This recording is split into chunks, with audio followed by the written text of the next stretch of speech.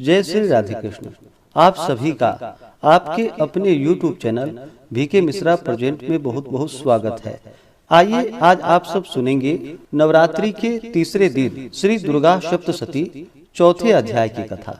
जो भी भक्त सच्ची श्रद्धा के साथ नियम और निष्ठा के साथ नवरात्रि का व्रत धारण करते हैं, नवरात्रि में 9 दिनों तक माता दुर्गा के 9 स्वरूपों का पूजन करते हैं, इस दौरान दुर्गा सप्तशती का पाठ करते हैं या श्रवण करते हैं, इससे माता दुर्गा अपने भक्तों पर अति प्रसन्न होती हैं तथा अपने भक्तों के सभी प्रकार के मनोरथ को सिद्ध कर देती हैं।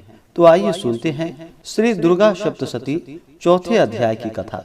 तो बोलिए प्रेम से दुर्गा माता की जय, नव दुर्गा देवी की जय। ऋषि बोले, अत्यंत पराक्रमी उस दुरात्मा महिष के एवं उसकी सेना के देवी द्वारा मारे जाने पर इंद्रादिक देवतागण अपनी वाणियों द्वारा देवी जी की स्तुति करने लगे।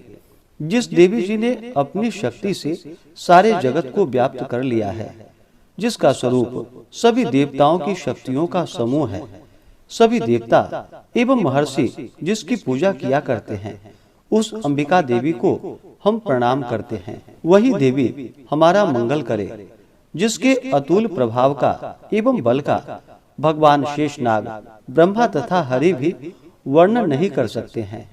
वह चंडिका देवी सारे जगत के पालन के लिए तथा अमंगल के भय के नाश का विचार करे। जो श्री स्वरूपिणी पुण्यात्माओं के घरों में जो लक्ष्मी स्वरूपा है, पापियों के घरों में दरिद्रता, पवित्र बुद्धि वालों के हृदय में बुद्धि, श्रेष्ठ पुरुषों के यहाँ श्रद्धा, कुलीन मनुष्यों में लज्जा स्वरूपिणी है। इस प्रकार की हे देवी हम आपको प्रणाम करते हैं। हे भगवती, आप विश्व का पालन करें।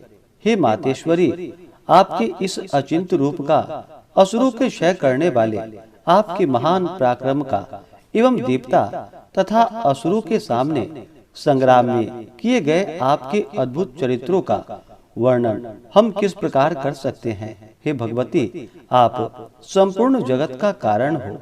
सत्व, रज, तम इन तीनों गुणों वाली होते हुए भी आप अजय हो। दोषों के कारण हम लोग आपको जान नहीं सकते हैं। हम तो क्या विष्णु, शिव आदि भी आपका पार नहीं पा सकते। आप सबकी आश्रय हो एवं आप आद्या अव्याकृता परा प्रकृति हो।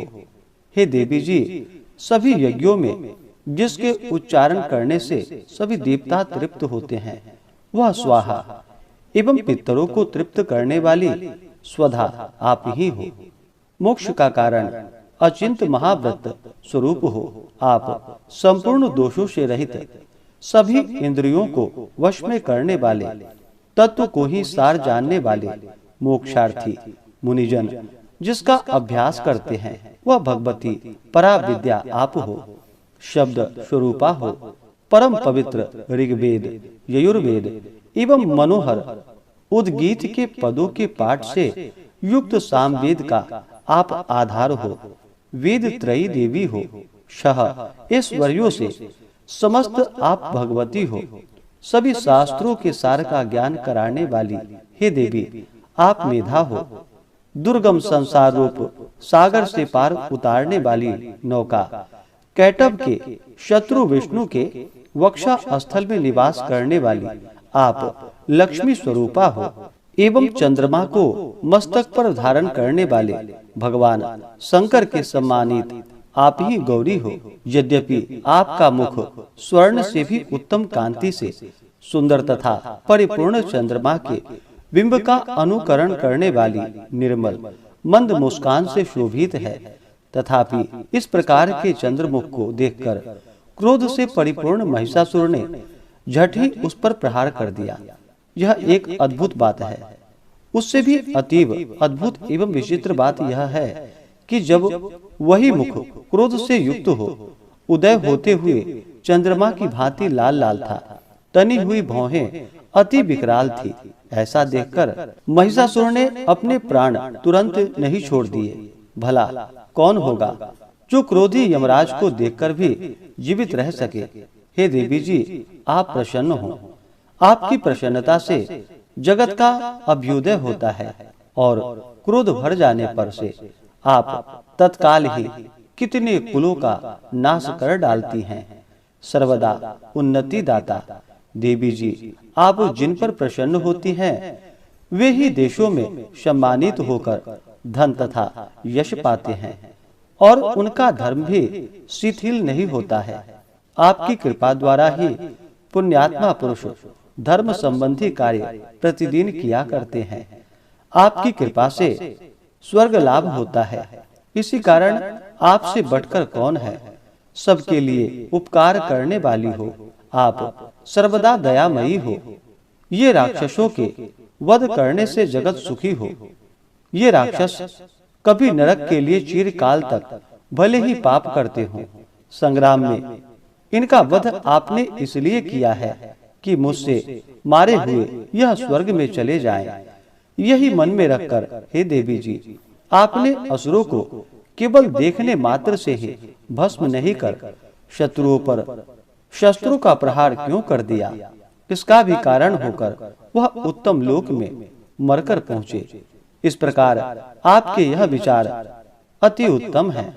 आपका शील स्वभाव दुराचारियों के दुष्ट स्वभाव को निवृत्त करने वाला है और आपका रूप अचिंत है। आपकी अन्य किसी के साथ तुलना नहीं हो सकती है। आपका पराक्रम तो देवताओं के पराक्रम को नाश करने वाले दैत्यों को नाश करने वाला है। इसी प्रकार आप शत्रुओं पर भी दया किया करती हो। आपके पराक्रम की तुलना में हे देवी किसके साथ हो सकती है। और आपके रूप भी तो परम मनोहर हैं, परंतु शत्रुओं को भयदायक है। हृदय में कृपा एवं युद्ध में निष्ठुरता त्रिलोक भर में केवल आप में ही दिखाई देती है। हे देवी जी, शत्रुओं का नाश करके इन सारी त्रिलोकी की आपने रक्षा की। संग्राम भूमि में उन दैत्यों का विनाश करके उन्हें स्वर्ग में पहुंचा दिया और हमारा भय भी दूर कर दिया, जो कि हमें उन्मत्त दानव डराया करते थे। हे माता, आपको नमस्कार है। हे देवी, शूल से हमारी रक्षा करे।